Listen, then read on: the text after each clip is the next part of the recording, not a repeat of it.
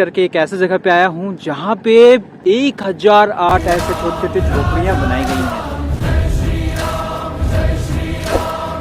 चलिए अब ये वाला पार्ट को हम लोग देखें जहाँ पे 108 हवन कुंड बनाया जाएगा।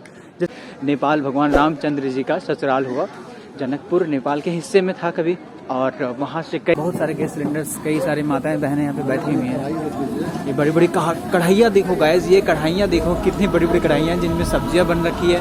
ये देखो, जय सिया राम। बस स्टैंड के बाद मैं इस जगह पे आ गया था। मैं आपको बताऊं, मुझे ऐसा फील हो रहा है चारों तरफ से कि मैं कहीं पे खो गया हूं शायद।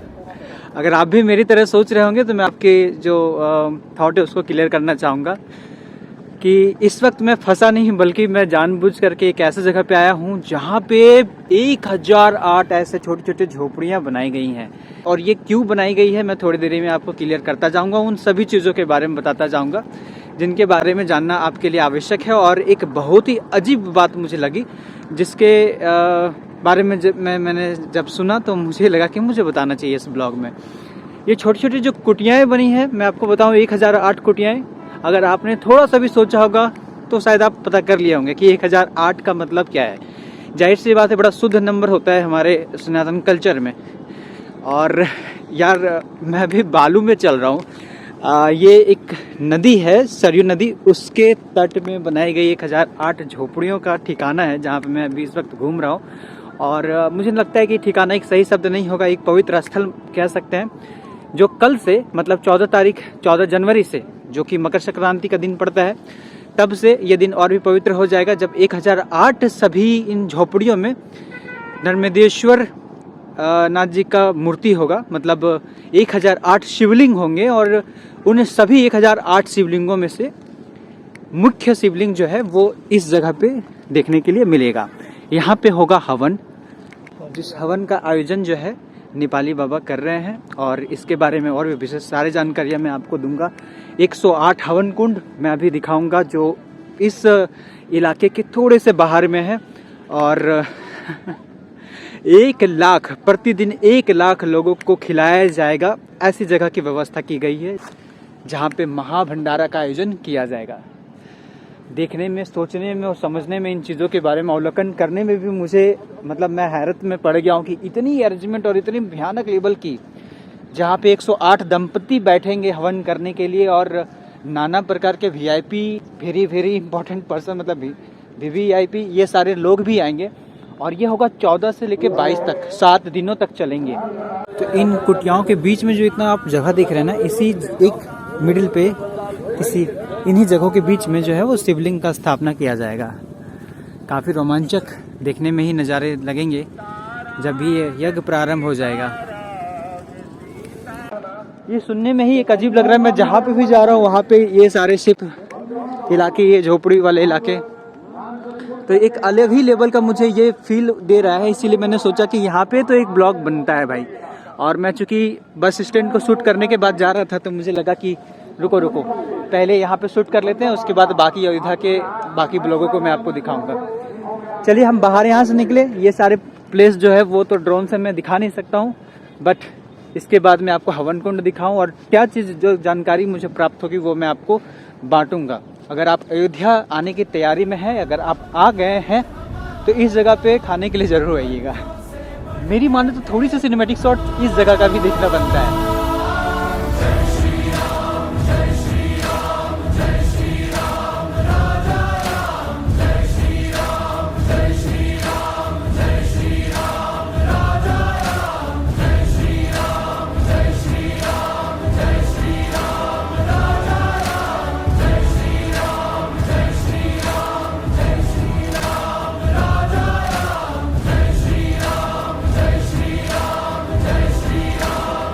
चलिए अब हम यहाँ से फटाफट निकले हैं और ये कुछ इस प्रकार से तैयारियाँ चल रही हैं।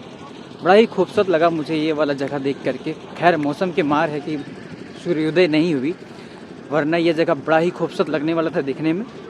फिलहाल मेरे जो जूते हैं ना काले वाले, वो गंदे हो चुके हैं। और ये है सरयू नदी का तट जहाँ पे ये सारे अरेंजमेंट जो है वो देखने के लिए मिल रहा है गाइज। मुझे तो लग रहा है कि मैं एक न्यूज़ रिपोर्टर हो गया हूँ, बट ये वाला चीज़ जो है ना एक्सप्लोर करने का मज़ा ही कुछ और है। चलिए अब ये वाला पार्ट को हम लोग देखें जहाँ पे 108 हवन कुंड बनाया जाएगा, जिसकी रंगाई पुताई अभी भी की जा रही है। आज 13 तारीख को मैं इस ब्लॉग को शूट करने लग रहा हूँ और 14 तारीख को जो है यहाँ पे होगा ये हवन कुंड में हवन। वो देखो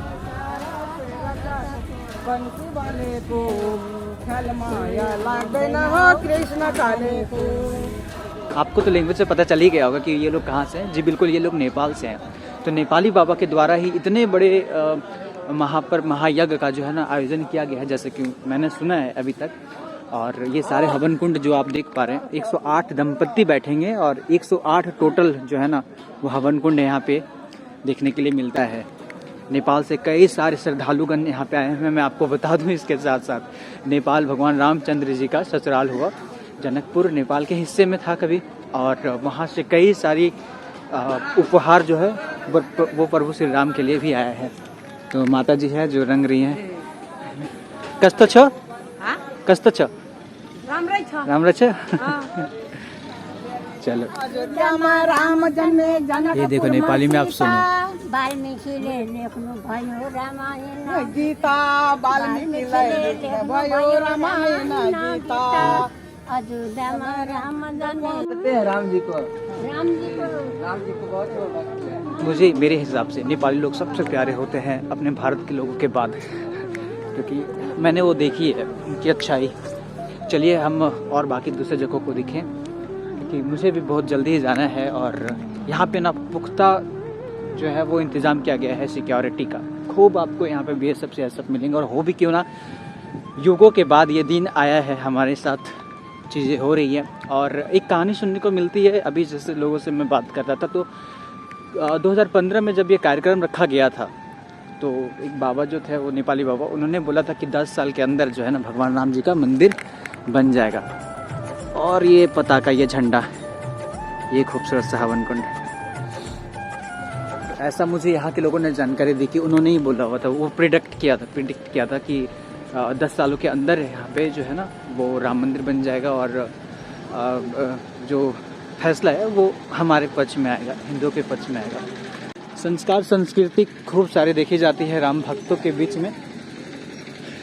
ये सारे कैंप भी आप देख पा रहे होंगे ना, ये सारे कैंप जो है ना वो श्रद्धालुगणों की है, जो श्रद्धालु नेपाल के साइड से, उनके बॉर्डर से और देश के विभिन्न हिस्सों से आए हैं, उनके लिए लगाई गई है। इसके बाद एक और बात मैं बता दूं कि 108 जो हवन कुंड में मैंने बताया कि वहाँ दंपति बैठेंगे, उनके लिए रजिस्ट्रेशन पहले से करवाई गई है। भोजन मुफ्त यहाँ पे मिलेगा।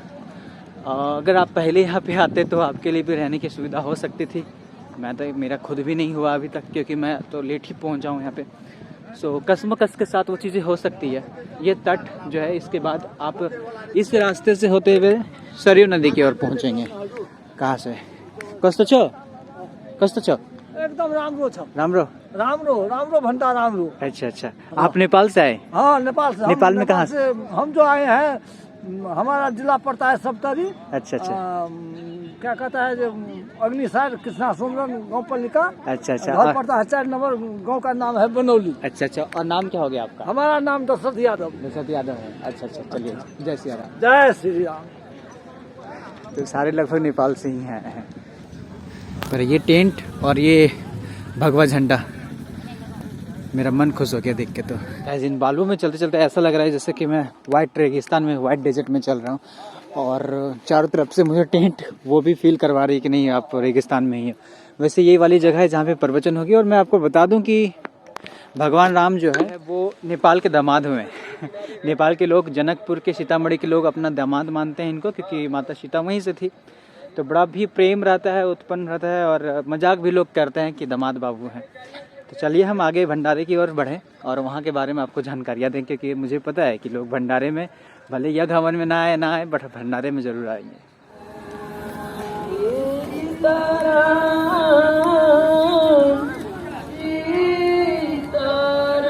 जीवन में मैंने इससे पहले कभी इतना बड़ा महाउत्सव मैंने नहीं देखा। इसके पहले मैं कुंभ का मेला जरूर गया, पर वहाँ पे भी मैंने इतना बड़ा उत्सव जो है वो मैंने नहीं देखा कि समूचे रूप से सब एक साथ आकर के, भिन्न भिन्न देशों के भी लोग हैं यहाँ पे, सिर्फ नेपाली नहीं, और एक साथ उस समीकरण में फिट बैठना, ये बहुत ही अलग बात होती है। खैर, नेपाली बाबा के द्वारा इन सारे व्यवस्थाओं को किया गया है, तो जाहिर सी बात है, समझा जा सकता है कि नेपाल के श्रद्धालुगण ज़्यादा मात्रा में जो है वो यहाँ पे रुके हुए हैं, जितने भी नेपाल के श्रद्धालुगण आए हैं। इसके साथ मैं बताऊँ आपको कि कुछ VIP टेंट्स भी लगे हैं, जिसके बारे में आपको बिगनिंग में बता रहा था कि VIP ये सारे लोग आएंगे, तो उनके लिए भी टेंट लगाया गया है। और ये है सज्जन जिन्होंने मुझे बताया, इन यज्ञ के बारे में इन्फॉर्मेशन दिया।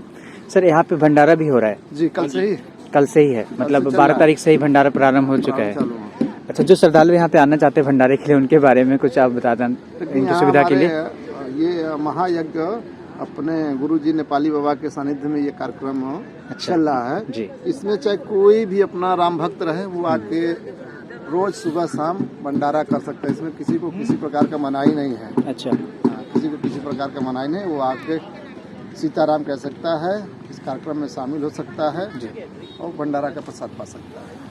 ये मैंने विशेष रूप से आपके लिए जो है इन्फॉर्मेशन बांटा, क्योंकि कई बार ऐसा भी लगता है आपको कि सिर्फ मैं ही बड़बड़ा रहा हूँ, बट ऐसा नहीं है। इन्होंने और इनके सानिध्य से ही जो है मैं इस जगह को, इसके बारे में खास करके बता पा रहा हूँ। तो क्या मैं उस भंडारे के प्लेस तक पहुँच सकता हूँ? चलिए मैं आपको दिखाता हूँ कि अगर आप यहाँ पे आए तो कहाँ तक आपको आना पड़ेगा, क्योंकि बेशक मैं जानता हूँ कि जब आप यहाँ पे दर्शन करने के लिए आएँ और प्रभु के नाम का भोग प्राप्त हो तो आप उसको छोड़ना नहीं चाहेंगे। That's why I want to कि मैं आपको दिखाऊं थोड़ा। चलो, पत्तलों की बंडलें आप देख सकते हो।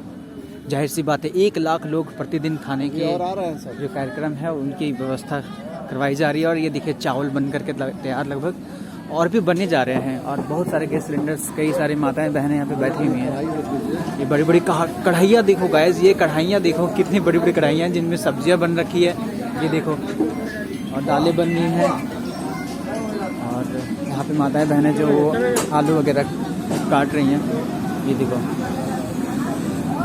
मैंने बोला ना, मैंने जीवन में पहली दफ़ा, मतलब पहली बार जो है वो इस प्रकार के महा-उत्सव को जो है वो प्रत्यक्ष रूप से महसूस कर पा रहा हूँ, देख पा रहा हूँ। वास्तव में मैं काफ़ी खुश हूँ इन चीज़ों को देख करके। मैंने सुन रखा है यहाँ पे ऑटोमेटिक गुथने वाले भी मशीन लगाए गए हैं। हाँ, ऑटोमेटिक रोटी की मशीन लास्ट में था ना, लास्ट वाले 9 लाख की नई मशीन आई है। 9 लाख की मशीन आई है। ऑटोमेटिक आटा भी सानेगा, उसमें लोई भी काटेगा, और साथ में रोटी भी पक के अपना बाहर आ जाएगा। और ये टेंट लगाएंगे ये खाने के लिए, बैठ के पंगत में खाने के लिए, कोई खड़ा होकर नहीं खाया। अच्छा, जो हमारी संस्कृति है, सनातन धर्म की जो संस्कृति है, उसी संस्कृति के अनुसार से बैठ करके खाएं, इसीलिए ये व्यवस्था जो है करवाई गई है। ये मुझे काफ़ी अच्छा लगा, क्योंकि कई बार हम देखते हैं शादी विवाह में जब जाते हैं, और खास करके आज अपने फेमस फैशन को हम दिखा रहे होते हैं, खड़े होकर के खाते हैं, बट हमारी संस्कृति में ऐसा है नहीं। तो इसी वजह से इन व्यवस्थाओं को करवाया गया। यहाँ पे हवन होगा ये देख करके ही, और यहाँ की व्यवस्था को ही देख करके मैं चौंक गया। वैसे आपकी राय क्या है इस जगह को लेकर के? आप भंडारा में आ रहे हैं कि नहीं आ रहे? कमेंट सेक्शन में कमेंट करके जरूर बताएं, और सीताराम जरूर लिखेगा। गाइस, एक बड़ा इंपॉर्टेंट बात, क्योंकि मैं ब्लॉग बना रहा हूँ और इच्छुक मेरे में भी है, और मैं जानता हूँ कि शायद आप भी इच्छुक होंगे इस बात को जानने के लिए कितनी व्यवस्था करवाई जा रही है, तो इसका वहन कौन करता होगा, मैं आपसे जानना चाहता हूँ। देखिए, ये हम तो अपने गुरुजी के शिष्य हैं जी, और इतनी बड़ी व्यवस्था में कोई एक आदमी गुरुजी का खर्च नहीं लगता है। बाबा के जितने भी शिष्य हैं जी, वो सब वहन करते हैं। कहते हैं ना, बूंद बूंद से घड़ा भरता है। जी, तो ये बाबा के भक्त ही है, वो कह देते हैं, सब पूरा हो जाता है, चाहे जितना इसमें लगे खर्च। जी, वो सब बाबा के आशीर्वाद से होता है। एक बात तो और भी है जो मैं इसके साथ एड ऑन करना चाहता हूँ कि कई बार लोग कहते हैं, अरे मंदिर बनाने से क्या होगा, कई सारे भूखों का पेट भर जाता है कुछ इस प्रकार से भंडारा लगा करके। तो ये तो है कि चीज़ें होती हैं, और शरणार्थियों को भी शरण मिलता है। ये मैंने अपने झारखंड पैदल यात्रा में भी आपको दिखाया। तो यहाँ पे सिर्फ नेपाल के श्रद्धालुगण आते हैं या फिर कहीं के भी आते हैं? कहीं के एमपी के भी हैं, अपने हैं, अच्छा, नेपाल के भी हैं, उत्तर प्रदेश के हैं, और भी मुंबई के भी हैं, कलकत्ता के भी हैं। बाबा के जहाँ जहाँ के भक्त हैं वो सब आएंगे। अच्छा। और इसमें जो यजमान बैठेंगे जी, उनका बकायदे रजिस्ट्रेशन होता है। अच्छा। रजिस्ट्रेशन होने के बाद कल मुंडन संस्कार होगा उनके।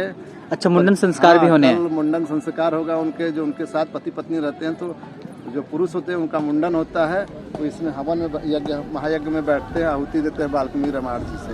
ऐसा 9 दिन ऐसा चलता है हमारे गुरु जी का। ये देखिए, सारे माताएं जी आ गई हैं।